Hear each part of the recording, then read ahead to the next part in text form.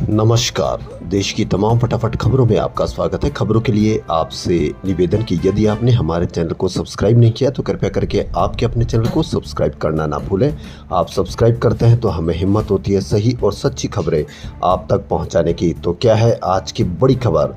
बेंगलुरु की एक special court ने वित्त मंत्री निर्मला सीतारमण के खिलाफ एफआईआर दर्ज कराने के आदेश दिए हैं। वित्त मंत्री पर इलेक्टोरल बॉन्ड्स के जरिए जबरन वसूली का आरोप लगाया गया है। जन अधिकार संघर्ष परिषद के आदर्श अय्यर ने बेंगलुरु में शिकायत दर्ज कर केंद्रीय मंत्री निर्मला सीतारमण के खिलाफ कार्रवाई करने का निर्देश देने की मांग की थी। मीडिया रिपोर्ट्स के अनुसार याचिका पर सुनवाई करते हुए अदालत ने बेंगलुरु के तिलक नगर पुलिस स्टेशन को एफआईआर दर्ज करने के आदेश दिए हैं। अगली सुनवाई 10 अक्टूबर को होगी। 15 फरवरी 2024 को सुप्रीम कोर्ट ने राजनीतिक फंडिंग के लिए इलेक्टोरल बॉन्ड स्कीम पर तत्काल प्रभाव से रोक लगा दी थी। सुप्रीम कोर्ट ने कहा था कि ये स्कीम असंवैधानिक है। बॉन्ड की गोपनीयता बनाए रखना असंवैधानिक है। यह स्कीम सूचना के अधिकार का उल्लंघन है। वहीं लोकसभा चुनाव से पहले वित्त मंत्री ने बॉन्ड स्कीम को दोबारा लाने के संकेत दिए थे। कश्मीर में कुलगाम में आदिगाम देवसर इलाके में सुरक्षा बलों और आतंकियों के बीच मुठभेड़ जारी है। सेना के 3 जवान और एक असिस्टेंट सुपरिटेंडेंट घायल हुए हैं। चारों को अस्पताल ले जाया गया। 2-3 आतंकियों के छुपे होने की आशंका है। कश्मीर जोन पुलिस ने शनिवार सुबह 7:05 पर एक्स पर पोस्ट के जरिए मुठभेड़ की जानकारी दी। बताया गया कि पुलिस और सेना ने ज्वाइंट ऑपरेशन के तहत आदिगाम में सर्च ऑपरेशन चलाया था। इसी दौरान आतंकियों ने उन पर फायरिंग कर दी। इसके बाद मुठभेड़ शुरू हो गई। लता मंगेशकर की 28 सितंबर यानी आज 95वीं बर्थ एनिवर्सरी है। 6 फरवरी 2022 को उनका निधन हो गया था। लता मंगेशकर भले ही इस दुनिया में नहीं है, लेकिन उनकी आवाज आज भी अमर है। इस मुकाम तक पहुंचने के लिए लता की जिंदगी कई उतार चढ़ाव से होकर गुजरी है। तो सभी दर्शकों की ओर से, हमारे चैनल की ओर से लता मंगेशकर को आज बर्थ एनिवर्सरी की बधाई। और सभी के दिलों में आज लता मंगेशकर बसी हुई है। वहीं दिल्ली के रंगपुरी इलाके में एक ही परिवार के 5 सदस्यों की संदिग्ध परिस्थितियों में लाश मिली है, शव मिले हैं। फिलहाल पुलिस मामले की जांच कर रही है। राजधानी दिल्ली से एक सनसनीखेज मामला सामने आया। रंगपुरी इलाके में एक ही परिवार के 5 सदस्यों की संदिग्ध परिस्थितियों में शव मिले। पुलिस को आशंका है कि पिता ने बेटियों की हत्या कर खुद जहर खाकर आत्महत्या कर ली है। फिलहाल पुलिस मामले की जांच कर रही है। पिता और 4 बेटियों के शव घर में मिले। पुलिस को आशंका कि पिता ने सेल्फोस की गोलियां खाकर आत्महत्या की है। 4 बेटियों में एक बेटी को आंख से दिखता नहीं था, एक को चलने में दिक्कत थी। उनके पास से सेल्फोस के पाउच मिले हैं। वहीं उसकी पत्नी की 1 साल पहले कैंसर से मौत हो गई थी।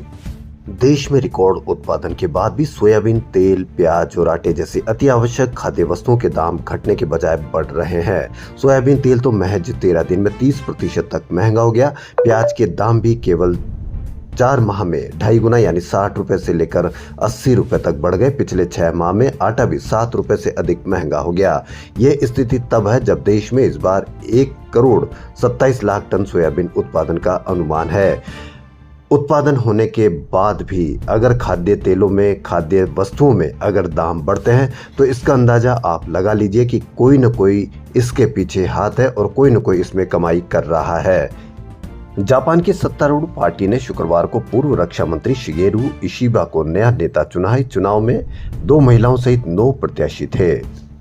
श्री महाकालेश्वर मंदिर के गेट नंबर 4 के सामने शुक्रवार शाम करीब 6:30 बजे तेज बारिश के दौरान महाराजवाड़ा स्कूल की बाउंड्री वॉल ढह गई। दीवार के मलबे में पूजन सामग्री का कारोबार करने वाले 4 लोग दब गए। 1 महिला और 1 पुरुष की मौत हो गई है। मालूम हो कि महाकाल लोक फेज 2 के तहत हेरिटेज बिल्डिंग का रिनोवेशन चल रहा है। प्रत्यक्षदर्शियों ने बताया कि पुरानी दीवार जस की तस है। इसी के ऊपर 1 साल पहले एक और दीवार बनाई गई थी जो बारिश में ढह गई है। कर्नाटक लोकायुक्त पुलिस ने मैसूरू शहर विकास प्राधिकरण घोटाले में मुख्यमंत्री सिद्धारमैया और अन्य के खिलाफ एफआईआर दर्ज की है। इससे पहले हाई कोर्ट में उनकी याचिका खारिज होने के बाद बेंगलुरु विशेष अदालत ने बुधवार को जांच के आदेश दिए थे। इससे सिद्धारमैया पर एफआईआर दर्ज करने का रास्ता साफ हो गया था। इंडिया गेट बासमती राइस नाम से पैक्ड चावल बेचने वाली कंपनी के KRBL लिमिटेड ने 1 किलो पैकिंग वाले चावल पैकेट बाजार से वापस बुलाए। India get pure basmati rice feast रोजाना सुपर वैल्यू पैक में तय सीमा से अधिक कीटनाशक पाए जाने के बाद कंपनी ने यह कदम उठाया है।